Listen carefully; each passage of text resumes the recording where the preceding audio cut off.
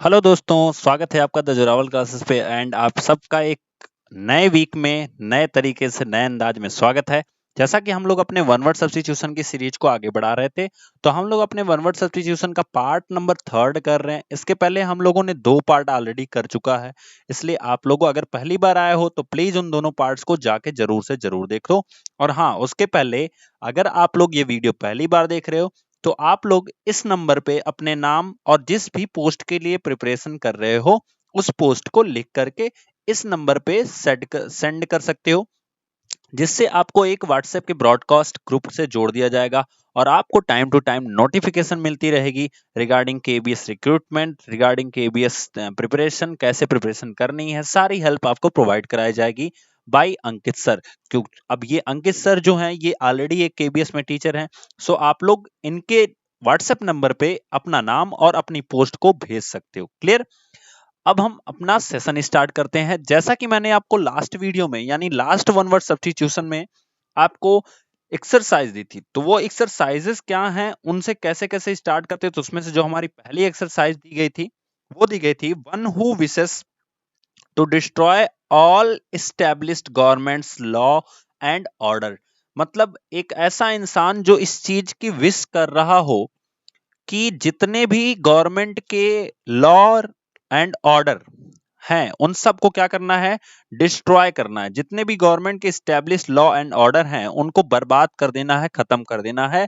तो ऐसे इंसान को हम क्या कहते हैं, ऐसे इंसान को हम बोलते हैं एनार्चिस्ट। जैसे आप बोलते हो ना एनार्की, तो इस तरह से एनार्किस्ट बोलते हैं इसको। मतलब अराजक तत्व जिसे बोलते हैं। मतलब ये कि जितना भी लॉ एंड ऑर्डर है वो सबको घोल के पी जाना, इन द सेंस ऐसे आप कर सकते हो। ठीक है? तो जो किसी भी चीज के, चाहे वो गवर्नमेंट से ही नहीं मतलब है। देखो गवर्नमेंट का यहां से क्या मतलब है, गवर्नमेंट का मतलब है जैसे मान लो आप कहीं प्राइवेट सेक्टर में वर्क कर रहे हो, तो कोई कंपनी है, ठीक है? तो कंपनी के पास अपना खुद का एक रूल होगा और उस रूल को जब लोग क्या करते हो, एक तरह से कह दो कि उसकी धज्जी उड़ा देते हो, या कह सकते हो कि उसको कोई वैल्यू नहीं देते हो। ठीक है? कोई वैल्यू नहीं देते हो, तो ऐसी लोगों को हम क्या कहते हैं, अराजक बोलते हैं या एनार्किस्ट बोलते हैं। ठीक है? तो इस चीज को ध्यान में रखिएगा। तो हमारे पास हो गया one who wishes to destroy all established governments law and order is called anarchist. Clear? जिसे हम हिंदी में क्या बोलते हैं, अराजक बोलते हैं। नेक्स्ट आता है, बहुत ही इंपॉर्टेंट, बहुत सीधा सा था, अगर आपको ऊपर वाला पता होगा तो नीचे वाला अपने आप आ जाएगा। The absence of government in a country. मतलब किसी भी देश में अगर गवर्नमेंट ना हो, या इन द सेंस कि गवर्नमेंट होते हुए भी वहां पे गवर्नमेंट का ना चल रहा हो, मतलब गवर्नमेंट की पावर, गवर्नमेंट के रूल ना चल रहे हो, तो ऐसी देश को या ऐसे जगह को हम क्या बोलते हैं, उसे हम बोलते हैं अराजकता, एनार्की बोलते हैं, अराजकता। ठीक है? तो दोनों बहुत इंपॉर्टेंट है, इनको याद रखिएगा। ठीक है?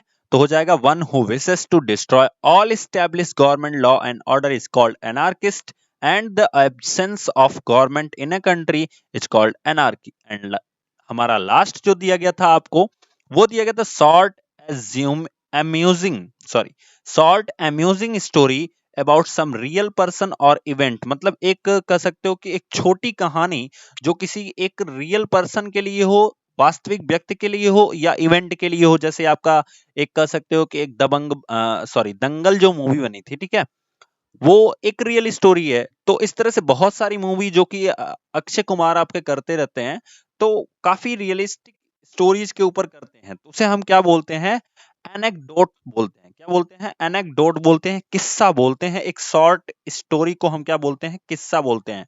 बचपन में दादी नानी हमें ये किस्सा सुनाया करती थी। दादी नानी जो थी वो हमें क्या करती थी, किस्सा सुनाया करती थी। अगर आप लोग देखो तो हमारे बचपन में, मैं तो जहां पे रहा हूं, मैं आपको बताऊं, मैं गांव से बिलोंग करता हूं। सो वहां पे मेरी दादी रात को हम लोग खाना खा लेते थे, उसके पास जब लेटते थे छत पे, तो वो हम लोगों को किस्सा सुनाती थी, और वो सुनाते सुनाते किस्सा कभी खत्म ही नहीं हुआ, हम लोग सो जाते थे। तो बहुत अच्छा लगता था। ऐसी चीजों को आप जब याद करोगे, फील करोगे, तो बहुत मजा आएगा। सो इस तरह से हमारे जितने भी शॉर्ट अम्यूजिंग स्टोरीज होती हैं उन्हें हम किस्सा बोलते हैं, एनेक्डोट बोलते हैं। ठीक है? अभी इसी के ऊपर एनेक्डोटल करके आएगा, उसको ध्यान से समझिएगा आप लोग। तो दिया गया है yearly return of the date of an event. बहुत अच्छा है, ध्यान से समझना।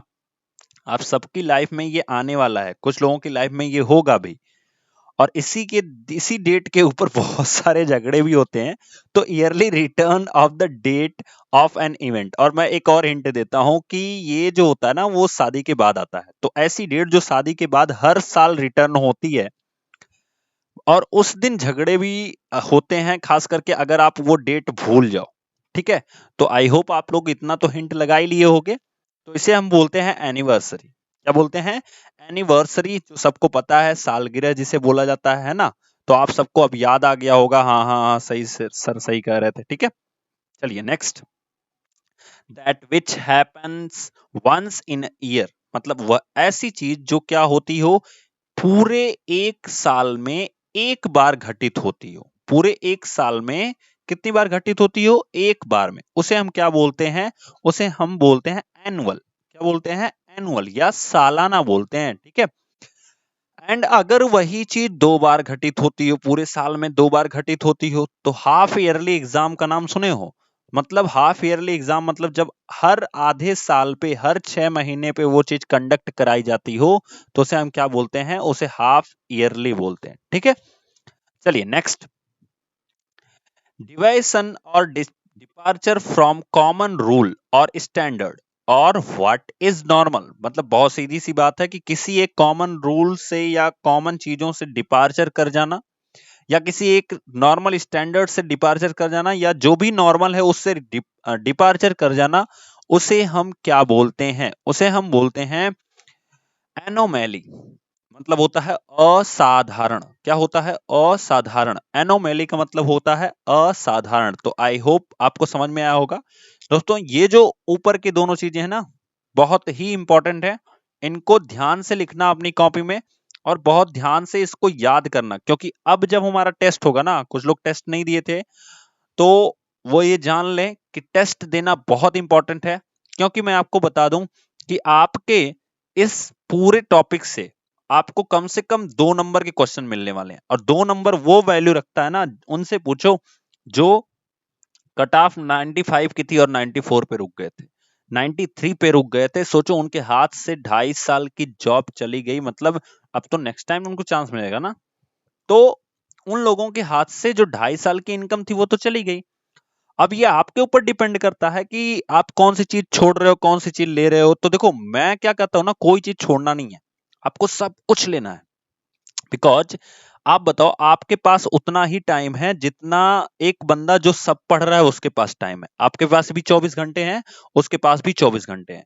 जब जॉब नहीं मिलेगी तो आप कितनी भी बहाने गिना लोगे, कोई भी आपकी ये नहीं सुनता है कि आपके पास ये काम था, आपने ये किया, आपने ये किया, आपने ये किया। कोई नहीं सुनता है, सब कहते हैं ठीक है, पढ़ाई नहीं इसने। ठीक है, और जिसको जॉब मिल जाती है ना, वो उसके 24 घंटे वो जब गिनाना शुरू करेगा कि मैं ये करता था, मैं ये करता था, तो लोग उसी 24 घंटे को बोलते थे, अरे बाप रे बाप, इतना काम करते हुए भी ये किया था। सो फर्क क्या है? जॉब। और जॉब कब मिलेगी? सिंपल सी बात है भैया, अंबानी के पास भी 24 घंटे हैं और हमारे पास भी 24 घंटे हैं। उसके 24 घंटे में कई करोड़ बन जा रहे हैं, हमारे 24 घंटे में कुछ नहीं बन रहा है। तो हमें अपने 24 घंटे को इस तरह से यूटिलाइज करना है, इस तरह से यूटिलिटी पावर जनरेट करनी है, जिससे हमारे भी 24 घंटे में कुछ चीजें बने। क्लियर? एक एग्जांपल देता हूं। अगर 1.00 का आप पावर लगाओगे ना, raise to the power 365, then ये वैल्यू 1 ही रहती है। बट अगर आप अपने उस इफर्ट में 0.01 का इंक्रीजिंग करते हो रोज के रोज, तो आपकी ये वैल्यू पता है 1.37 के हो जाती है। देखो कितनी डिग्री डिग्री इंक्रीज कर गई, ये एक ही रह गई, और ये देखो बंदा 0.37 से आगे निकल गया। तो इसे बोला जाता है ना कि अगर एक साल में आप रोज रोज, थोड़ा नहीं, आप 10 लाइन लिख रहे हो और कोई बंदा 11 लाइन लिख रहा है, एक साल बाद आप उसके पास 365 लाइन ज्यादा ज्यादा होगी। ये चीज ध्यान दीजिएगा। ठीक है, आपके पास 36,050 होगी, और उसके पास ये 365 आप इसमें ऐड करोगे ना, तो वो सीधे सीधे 4,000 के लगभग पहुंच जाएगा। तो ये डिफरेंस आपको दिख रहा होगा एक लाइन एक्स्ट्रा लिखने में। तो इसीलिए मैं बोलता हूं, कोई भी चीज आपको क्विट नहीं करनी। ठीक है, चलिए नेक्स्ट हमारा आता है अ बुक और a work of art whose author is not known. मतलब एक ऐसी किताब या एक ऐसा काम, एक कला का ऐसा काम जिसके ऑथर का पता ही ना हो, उसे हम क्या कहते हैं? उसे हम कहते हैं एनोनिमस। क्या बोलते हैं? एनोनिमस, जिसे हम बोलते हैं गुमनाम।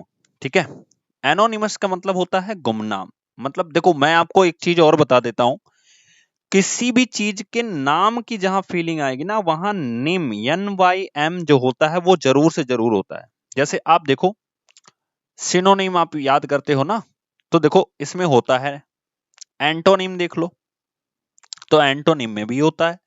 मतलब जब किसी चीज का नाम रखोगे या उसके चाहे उसका विरोधी नाम रखो, चाहे उसका एक कह सकते हो कि उसके सिमिलर के नाम रखोगे, नाम जहां आएगा वहां NYM आएगा। क्लियर? तो एनोनिमस मतलब होता है गुमनाम, जिसका पता ही ना हो। ऐसी ऑथर जिसका पता ना हो, उसे हम बोलते हैं anonymous. Clear? One that oppose other, वह इंसान जो दूसरों के लिए क्या होता है? अपोजेस करता है, उसे बोलते हैं विरोधी, एंटागोनिस्ट। अब देखो इसको याद कैसे करेंगे? अगेंस्ट सुने हो? अगेंस्ट, ठीक है, अगेंस्ट का मतलब क्या होता है? विरोध जाना या विपरीत जाना। तो एंटागोनिस्ट को देखो, ये बीच वाला अगर गायब कर दो आप TA, तो अगोनिस्ट, अगोनिस्ट आप याद कर सकते हो। अगेंस्ट से एंटागोनिस्ट, एंटागोनिस्ट अगेंस्ट वाला, तो इसको सीधी सीधी ट्रिक से आप अगेंस्ट से याद करना, एंटागोनिस्ट। ठीक है, चलिए आगे देखते हैं। तो हमारा अगला जो आता है वो आपके सामने है, medicine to cure cure the effect of poison. मतलब एक ऐसी दवा जो आपके जहर को क्या कर दे? काट दे। क्योर मतलब हो गया काट देना। ठीक है, उसे हम बोलते हैं एंटीडोट। तो ये तो बहुत आसान है, आई थिंक इससे इजी कुछ होगा नहीं आज के इस वीडियो में, कि ऐसी मेडिसिन जो आपके जहर को या जहर जो है उसको काट दे, उसे हम बोलते हैं एंटीडोट। ठीक है, तो देखो ध्यान से, ये वाली चीज बहुत इंपॉर्टेंट है, याद रखना। और ये बहुत इंपॉर्टेंट है कि किसी भी बुक का अगर ऑथर ना हो तो उसे हम गुमनाम बोलते हैं, लेकिन उसे हम किस नाम से जानते हैं? तो देखो, नाम आ गया मतलब उसमें निम आएगा, ये चीज याद रखना। ठीक है, नाम आ गया तो NYM आएगा। क्लियर? चलिए नेक्स्ट देखते हैं। तो हमारे पास आ गया loss of ability to understand speech. बहुत इंपॉर्टेंट है, बहुत बहुत बहुत इंपॉर्टेंट है। ऐसी योग्यता जो आप खो दिए हो किसी भी चीज को समझने के लिए, उसे हम क्या बोलते हैं? बोलने की जो योग्यता है उसे आप खो दिए हैं, उसे हम क्या बोलते हैं? ये आप लोग पढ़े होगे ना, जब पेडागोजी पढ़ाई जाती है, उस सेक्शन में भी इसको पढ़ाया जाता है कि जब बोलने की क्षमता ना हो, बोलने की क्षमता ना हो, तो उसे हम किस रूप में या किस बीमारी के रूप में जानते हैं? उसे हम जानते हैं अफेजिया के रूप में। अफेजिया आप नाम सुने होंगे, डिसलेक्सिया, अफेजिया, डिस्ग्राफिया सुने होंगे आप। तो उसी सेक्शन का ये भी एक बीमारी है। जब बोलने में बच्चे को प्रॉब्लम होती है तो उसे हम बोलते हैं अफेजिया, टू अंडरस्टैंड स्पीच। ठीक है, बोलने में समस्या, जो जो चीज बोली जाती है उसको समझने में समस्या होती हो, उसे हम क्या बोलते हैं? अफेजिया बोलते हैं। ठीक है, चलिए नेक्स्ट। तो हमारे पास दिया गया वन हु एबंडोनिस रिलीजियस फेथ। ठीक है, तो इसको हम क्या बोलते हैं? इसको हम बोलते हैं अपोस्टेट। अपोस्टेट का मतलब होता है धर्म त्यागी, जो क्या करता है, एक तरह से कह सकते हो कि अपने धर्म में विश्वास ना करता हो, जो उसको त्याग दिया हो, उसे हम क्या बोलते हैं? धर्म त्यागी बोलते हैं, अपोस्टेट। ये बहुत इंपॉर्टेंट है, इसको याद रखना, क्योंकि बहुत बार पूछा जाता है, आपसे पूछा जाता है ना कि नास्तिक आस्तिक वाला, तो उसकी जगह पे कभी कभी वो ना पूछ करके ये पूछ लेते हैं, और मैक्सिमम लोग उसको भी क्या लगा के आते हैं, जो नास्तिक वाली चीजें होती हैं उसको लगा के चले आते हैं। तो ये चीज ध्यान रखेगा, आप जब धर्म की बात आती है, धर्म में आस्था ना रखना। ठीक है, जिस जिस धर्म से वो बिलोंग कर रहा है उस धर्म में आस्था ना रखना, उसे हम क्या बोलते हैं? अपोस्टेट बोलते हैं, यानी कि धर्म त्यागी बोलते हैं। ठीक है, चलिए नेक्स्ट देखते हैं। तो हमारे सामने देखिए, animals which leave in water. ऐसे जानवर जो पानी में रहते हैं या ऐसे जीव जो पानी में रहते हैं, उन्हें हम बोलते हैं एक्वाटिक। बहुत आसान है ये तो सबको पता भी होगा। एक्वाटिक बोलते हैं जो पानी में रहते हैं, उन्हें जलीय बोलते हैं, एक्वाटिक बोलते हैं। एक्वा, हाँ एक शब्द देखना, ये जहां जहां एक्वा मिलेगा उसका संबंध होता है पानी से। एक्वा एक ऐसा शब्द है जिसका संबंध किससे होता है? पानी से। जैसे मैंने आपको बताया कि निम एक ऐसा शब्द है जिसका संबंध होता है नाम से, इसी तरह से एक्वा एक ऐसा शब्द है जिसका संबंध होता है पानी से। ठीक है, नेक्स्ट देखते हैं, समवन चूजन टू जज and decided a dispute issue. अच्छा, किसी को जज चूज किया जाता है और उसे क्या कहा जाता है कि डिसाइड अ डिस्प्यूट इशू, मतलब एक जो झगड़ा हो रहा है, डिस्प्यूट का मतलब होता है झगड़ा, इस चीज को याद रखिएगा आप लोग। तो जो झगड़ा हो रहा है उससे उसको उसके डिसीजन के लिए ये उसको खत्म करने के लिए किसी को जज चूज किया जाता है, तो उसे हम क्या बोलते हैं? उसे हम बोलते हैं एर्बिट्रेटर। एर्बिट्रेटर का मतलब होता है मध्यस्थ या एर्बिटेर। एर्बिटर का मतलब होता है मध्यस्थ, एर्बिट्रेटर का और एर्बिटर का मतलब होता है मध्यस्थ। इसी को मीडिएटर लोग बहुत बार बोलते हैं लेकिन आप ध्यान दीजिएगा, एर्बिटर का मतलब होता है मध्यस्थ। चलिए नेक्स्ट देखते हैं, तो हमारे सामने अगला आता है a government by the novels. बहुत इंपॉर्टेंट है, नोट कीजिएगा आप अपने बुक में, बहुत अच्छे से नोट कीजिएगा। A government by the novels को हम क्या कहते हैं? इसे कहते हैं हम एरिस्टोक्रेसी। एरिस्टोक्रेसी, कुलीन तंत्र। जैसे आप देखो कि मतलब उनके घर के ही लोग हमेशा गवर्नमेंट में आते रहते हैं। ऐसे बहुत सारे हमारे देश में पार्टी हैं, मैं किसी का नाम नहीं लेना चाहता क्योंकि लोग उसके उससे ये सोचते हैं कि हम उनके विपरीत हैं, बट आप लोग समझदार हो। ऐसे हमारे यूपी में भी पार्टी है, ऐसे हमारे सेंट्रल गवर्नमेंट में भी पार्टी है कि वो कुलीन तंत्र के तरह यूज हो रही है। उनके घर ही के लोग आते जाते रहते हैं उसमें, ठीक है। चलिए, फिर दिया गया है cessation, the cessation of warfare before a treaty is signed. मतलब ऐसा कह सकते हो कि ऐसा विचार, या कह सकते हो ऐसी समाप्ति जो वारफेयर मतलब युद्ध समाप्त होने के पहले साइन की जाए, उसे हम क्या बोलते हैं? जो युद्ध समाप्त होने के पहले साइन की जाए उसे हम क्या बोलते हैं? उसे हम बोलते हैं आर्मिस्टिस। आर्मिस्टिस, इससे मतलब होता है युद्ध विराम। आर्मी होते हो, आर्मी नाम सुने हो, आर्मी, तो वहीं से ये बना है, जहां से हमारा युद्ध क्या होता है, समाप्त होता है, या समाप्त होने के लिए जिस चीज के लिए हम साइंड करवाते हैं युद्ध समाप्त होने के पहले, उसे हम बोलते हैं आर्मिस्टिस। ठीक है, आर्मिस्टिस का मतलब होता है युद्ध विराम। क्लियर? चलिए नेक्स्ट देखते हैं, one who practice self denial as a spiritual discipline. तो इसे हम क्या बोलते हैं? इसे बोलते हैं एस्थेटिक।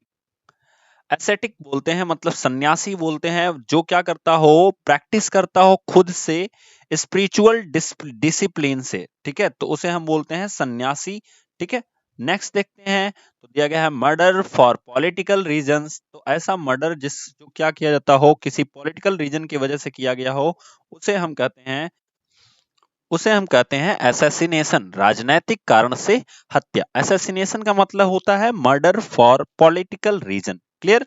Is it clear? सबको क्लियर हुआ होगा।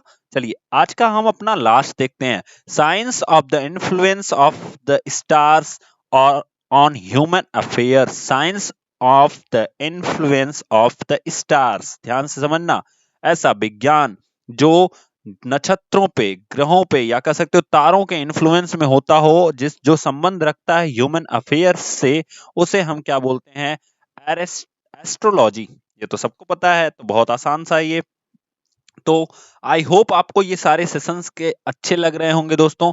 हम लोग नेक्स्ट वीडियो में पढ़ेंगे, यानी कल के अपने वीडियो में पढ़ेंगे पार्ट 4। बहुत ध्यान से कीजिएगा, और कल के वीडियो में हम लगभग लगभग 60 क्वेश्चंस को कर चुके होंगे, और इस बार हम टेस्ट इसका भी लेंगे जिसमें देखना है कौन किस तरह से पढ़ रहा है। अब आप डिसाइड कर सकते हो कि आपको वो 2 नंबर चाहिए या नहीं चाहिए। तब तक के लिए थैंक यू, मिलेंगे नेक्स्ट वीडियो में।